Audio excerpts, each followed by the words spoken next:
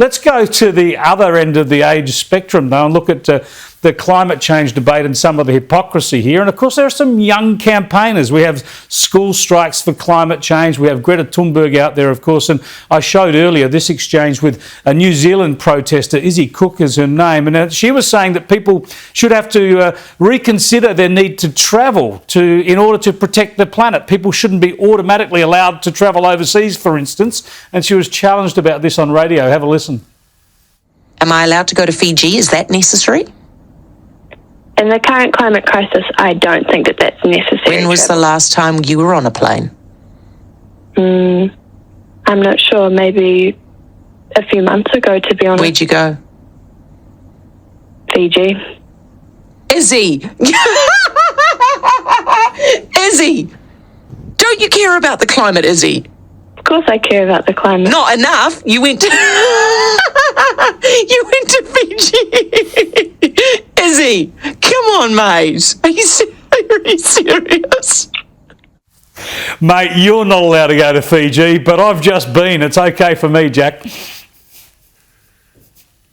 The part of that story that fascinates me the most, though, is that since that on-air exchange happened, and I actually thought that the interviewer was being quite sort of almost maternal, like she was trying to laugh about it without, crucifying this poor kid who clearly is a massive hypocrite.